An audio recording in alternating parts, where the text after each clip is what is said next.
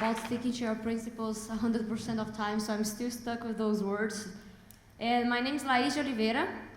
I am originally from Brazil, started with Startup Grind in Buenos Aires, Argentina. In 2013, moved to Malaysia and immediately said, why not starting a chapter in Kuala Lumpur? And that has completely changed my life. I quit the job I went for in Malaysia, and here I am 2 years later, and I'm here with 3 amazing individuals who will be sharing with us the stories of how did they become Startup Grind directors and what does it mean and how did it change their lives. So with no further ado, I will just briefly I'll let them introduce themselves. Chris from Melbourne. Woo! Thank you. Betty from Nairobi. And Pablo from Mexico DF. All right, let's get it started. So maybe, Chris, do you mind changing place with me so I can look in your faces? Yeah. Sure. All right, so I'll let you get started with a very simple question, which is, can you guys tell us a bit of the story? First, who you are, what you're doing currently, and just tell me, like, why would you start volunteering to organize this event randomly out of nowhere? Long story short, how did you get started with Startup Grind? Yeah, Pablo, please. Well, can you hear me? Yeah. Okay. My name is Pablo, and I live in Mexico. Actually, I'm from Mexico City, but I live in Monterrey. That is a city up north, very close to the border in Texas.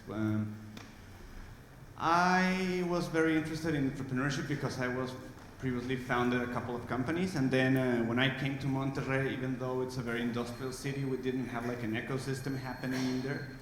So I started looking out communities that focus on founders and startups, not necessarily just entrepreneurs, but mostly founders. So I have a good friend who is at this conference called Paul Alstrom, and he was like the one that taught me a bit about Startup Grind at the beginning.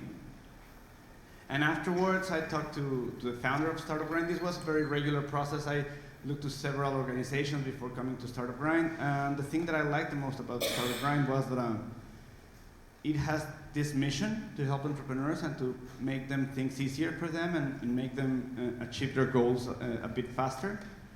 So at the moment, I was not working. I just sold one company, and I have a lot of time to put it through. So long story short, we have been running Monterrey chapter for 3 years. Mm-hmm.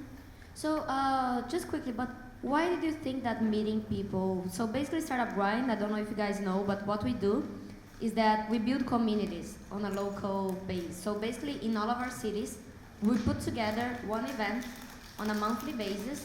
We invite some of the best entrepreneurs locally to speak, and we build an enlarging community. So also, I'd like you guys to say, like, why do you think this is important, and why did you decide to start doing this in your city? Perfect. Yeah. I'll be brief. I think it's very important. Most of the things in an ecosystem work when there's a lot of people achieving the same goals. When universities are trying to get more alumni, it's not working. When government's trying to be more popular, it's not working. But when suddenly there's a community, an ecosystem in a local city, you can see that entrepreneurs are accessing every tool more easily. So us as Startup Grind and doing these monthly events, what we achieve is to get people that are very influential. They can be like a very successful founders or investors, sometimes policy-making government officials, to come and to meet entrepreneurs in a very relaxed and in a lot of confident way. So I think it's very important because that allows founders to become successful in a much easier and much faster. To be heard. Perfect. Betty? Hi everyone. Can you hear me? Hi, my name is Betty Mutimba and I run Startup Grind in Nairobi. So when I came across Startup Grind, I was a first-time founder. I was about 9 months into the startup and the excitement had kind of faded, and now the reality of actually how hard it is and how much I didn't know was coming to the surface. So this one day I was really frustrated and I was on Steve Blank's startup toolkit and I was just looking for any kind of hack that can help me. So I was clicking on anything that looked remotely relevant to what I was doing. And Startup Grind happened to be one of the links that I clicked on. And as I was checking out the website, it just, I don't know, resonated with me. I thought this was really cool, and the first thing I did was check where the Nairobi events happen, and Nairobi wasn't on the list. There were only, I think, 2 other chapters in Africa. And also the sign-up form was really short. It was like 5 fields long, so I did it in a second. And then I got the email from Derek, and we had a Skype call, and it happened, and I started hosting events. So what drew me to it was the aspect of helping people, because I was also getting a lot of help since I started the entrepreneurial journey. A lot of amazing entrepreneurs and thought leaders in Nairobi would be very kind, would give you time, would connect you to networks. So the opportunity to blow this up on a larger scale, answer my own questions and answer other entrepreneurs' questions, and be able to give them business connections and just create this space where everyone understands each other. We're going through the same thing. In fact, we joke about it in Nairobi. We call it Alcoholics Anonymous for entrepreneurs. And we usually have this thing we call the grind circle. So it's like, hi, my name is Betty. This is what I do, and this is my grind, which is the hardest thing about your business right now, what you need help with. And it's always, in addition to the lessons from the speakers and the great people you meet at the event, the other thing that keeps the community strong is just this feeling of home, of a place where it's not boring to talk about your business all the time. Chances are you're going to walk out with something useful. It's like brothers, it's like happy hour every month. Thank you, Betty. Chris? Can you hear me as well? Yeah. So I first saw Startup Grind, I think it was on TechCrunch. I think it was the article, it's 3.5 years ago now. Article where it had Derek interviewed Dave McClure. Remember that one? But yeah, unicorns and some guys, Banana suits and unicorns. Yeah. And I already had a meetup group. I think I had like 1,200 meetup members at the time in Melbourne, Australia. And I was like, they didn't have anyone in Melbourne at the time. I think I was the 11th chapter on, but I was doing presentations on this is how you do digital marketing, whatever it was. So what drew me to it was, first of all, I think if you wanted to be doing the tech meetup in whatever city you were, if you had a connection to Silicon Valley, then you were a step above everyone else that was doing it. And the second thing is I love the format, because it meant I didn't have to prepare anymore. Yeah, because everyone just gets up and has a chat with these guys. So, and girls. Yeah, it's fun because even the story of how Derek started it is because there was a speaker who said like, I have no time, I will walk in and walk out. And Derek's like, okay, all right, I'll interview you. And this is how the model started. So it's very simple to be repeatedly done. And there is a very strong importance in hosting it on a monthly basis, because the cadence is what allows people to make sure that this is a community, like Betty said, this is home. So I want to ask a question to Chris, but before I go into that, who in here is in a city where you know there is no Startup Grind community? Raise your hands. Can you just quickly shout out loud what city is that? Barbados. Barbados, okay, all right. We want to go there. Bristol in England. Okay. Edwarden. Awesome. Anyone else? Chisinau. Chisinau? Where's that? Moldova. Wow, all right. So, Chris, what's the craziest thing that happened to your life after you started with this community? I think it was maybe second year in, I was doing events every month. And I mean, there's guys that go into different cities and they just stuff it up, right? It's really the guys that we put there that just go out and hustle as hard as they can. But I think it was when I knew I was meeting incredible people, but when I saw like I was on this, there's a major tech publication called Startup Daily in Australia, and I was like on the top 50 influence list. Then I'm like, wow, the people know me in the community, and felt special, right? And then it became like in between our own community, all the directors, it kind of became this competition of who could get the biggest speakers and stuff. Really, I didn't think it meant to happen, but it's like I got a billionaire on stage and that kind of thing. So that became fun too. and we were trying to, you know, hustle to get the biggest names we could. And for me, the best one was I interviewed the former Prime Minister last year of Australia, so that was the biggest one for me. That's amazing. I think Pablo also has a story about meeting high-level governors of his country. Yeah, well, Mexico, we have a recently new ecosystem, but we have two big festivals, not conferences, but festivals of entrepreneurship in Mexico. Huge. One of them is 14,000 people, and the other one is 10,000 people. And they're mostly students or wherever, but the first thing I want to comment is on the speakers line, and is most of these events struggle a lot to get some of the speakers as keynotes that they have got.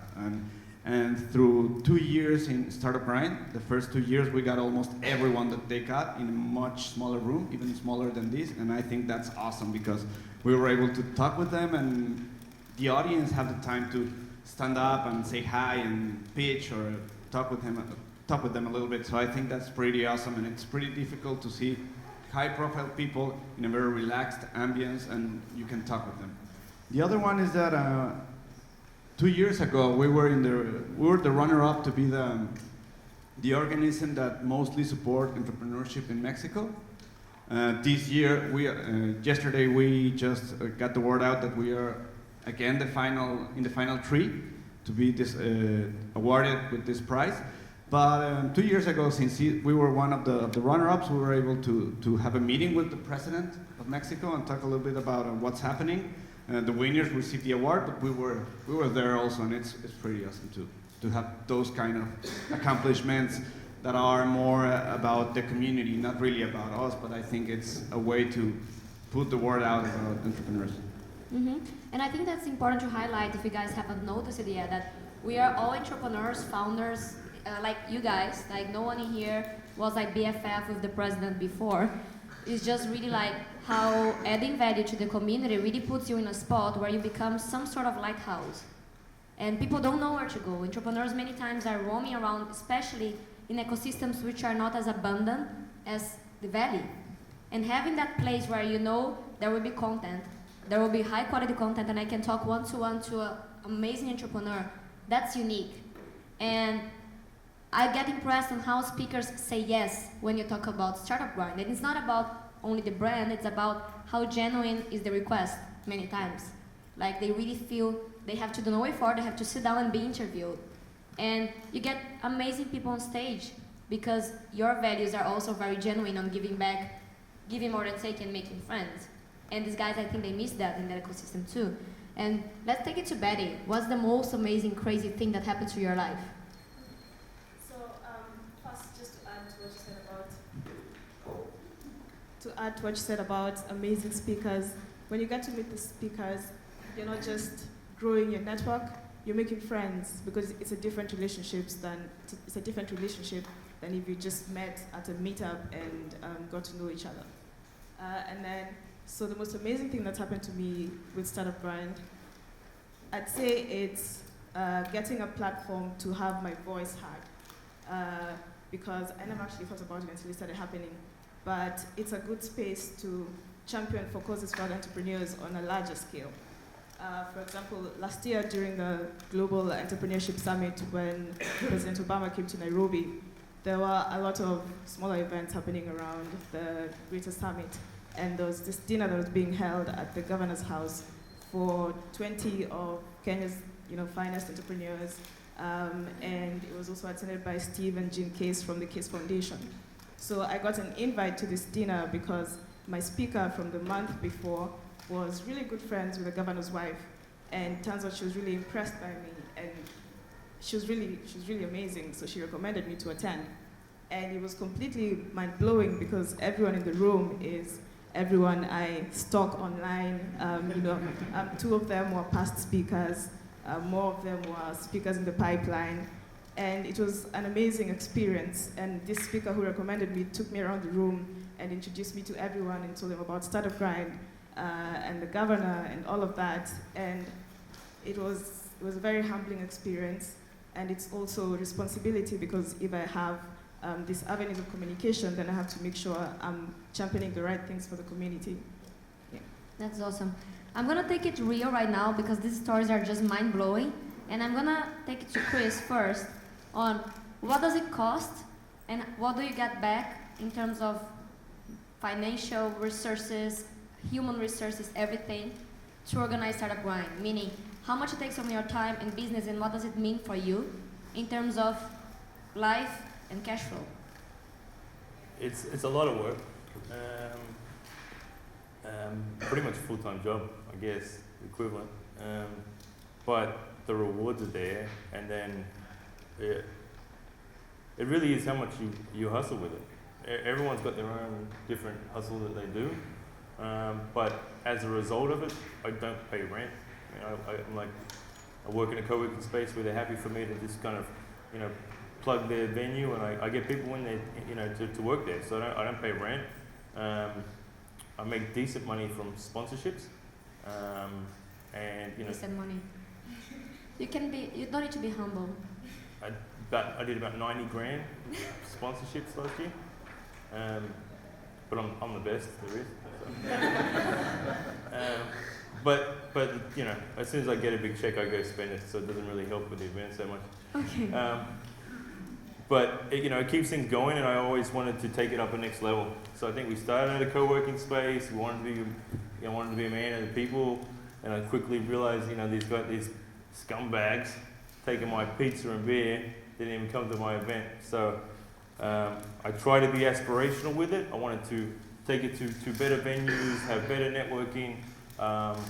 We're the only guys in our city that charge for an event. You know, a lot of free meetups, but I think we've been very successful in every city we have by charging, because we cut out the beer and pizza guys pretty quickly. So yeah, got great partners, ASX, the Australian Stock Exchange, Zendesk, got big banks on board now. This is all after 3 years of grinding it out. And can't remember the bloody question. Amazing. So it's been 3 years already for you. 3.5 years. 3.5 years. Amazing. What does it mean for you guys in terms of life, like balancing Startup Grind with business, or how is it a business for you? Well, one, Startup Grind has become like a constant in my life. It's the one thing that hasn't changed in the past 2 years. My jobs have changed a lot. In the beginning, it costs you a small amount to run the event. You'll probably only pay for refreshments and for branding items. And then as you go forward, then it costs almost nothing. So we get free venue, we have food sponsors, we have almost everything is sponsored in kind. So even if we don't close too much cash sponsorship, we don't spend much. And then Nairobi has been around for almost 2 years. So after a while, it becomes very easy to set up the event. It won't take as much of your time, and you get a good team around you. It's always volunteers. It's always someone in the community who sees it and wants in, and you don't want anything much tangible out of it. And the rewards are many, and they're different. For example, in Nairobi, I have 3 different co-working spaces where I can just go and sit and work, and I don't need to pay for anything because it's part of your startup grant at some point. And you get just different access packs to different resources that you need, and it makes it completely worthwhile. Thank you, Betty. Pablo? Okay, I'm a little bit different scenario because I run 2 startups besides doing Startup Grind and trying to help the other chapters in Latin America. But how much of resources are deployed to Startup Grind for me? Since the beginning, I found a way to solve everything around the event. As my partners told, like having the venue and the food and the drinks, like if you manage to get that set up and get the venue to be the one managing the logistics of the event, like they are up to setting up the furniture and setting the food and everything, like that's fairly easy because most of the people attending Startup Grind are very cool people and are also very good like opinion leaders, and companies will see a lot of value, at least at hosting them. One of the things that I found more inspiring for me in terms of receiving from Startup Grind is we're in Mexico, so we are not in a very upscale country or in a very advanced country. So if you imagine Mexico, then I can tell you a couple of names of people that we have hosted. We host Dave McClure, Bob Dorr, Salim Ismail, who's one of the founders of Singularity. This is people that you even pay here in Silicon Valley to hear them speak. So bring them to Mexico and connect them not just with our community, but with the government and with the companies and universities. We have to take a very important role in Mexico policy making in terms of entrepreneurship.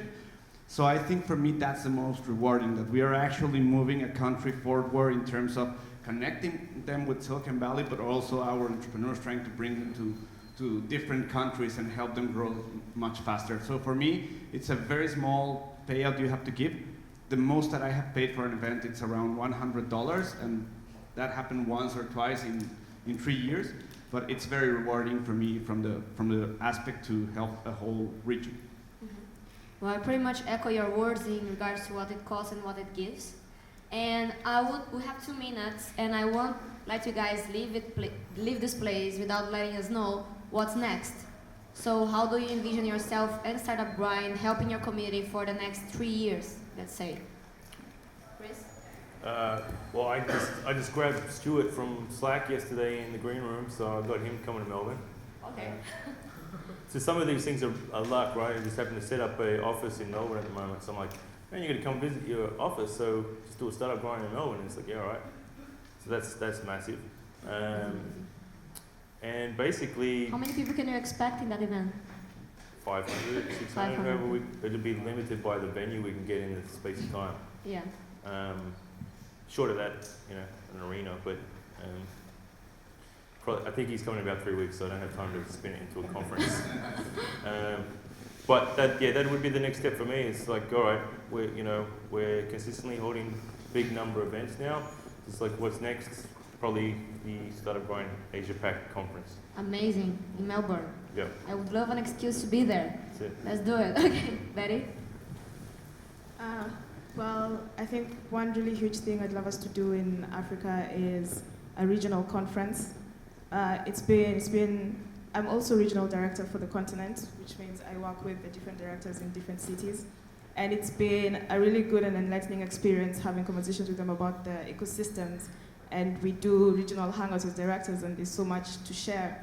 And even coming here, I realized there's a lot about innovation in Africa that doesn't make it out here. A lot of news, a lot of opportunity that people don't know about. So a conference like this would be an amazing way to get all this out there, to get African cities collaborating, and to get you guys to come down to Nairobi or Cape Town, mostly Nairobi. So that's one major thing we want to do. Sounds great. Thank you. Perfect. From our end, the idea is to get everyone connected as a region and operate as a region. Latin America as a market, it's much bigger than the US market, and that's something that most people don't know. So we are trying to get that set up so we can get more interest of other countries, especially Silicon Valley and New York and a couple of Tel Aviv, a couple of very advanced ecosystems to see it. Latin America as somehow the European Union, and then we can figure out a couple of ways to get big funds to make checks for companies in the region. Awesome. Last message. They are cutting my head off. The most important of this session for me is that you get to know a little bit of the stories of these 3 guys. And all the directors in the room, can you please raise your hands? Startup Grind directors.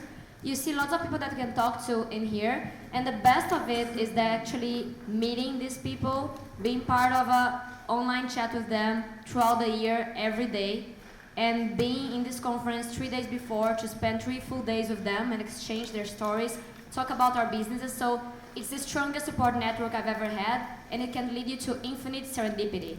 So if you guys are into it, just grab these guys after this panel and ask them all you want to know. Thank you all for being here. See you around. Thank you.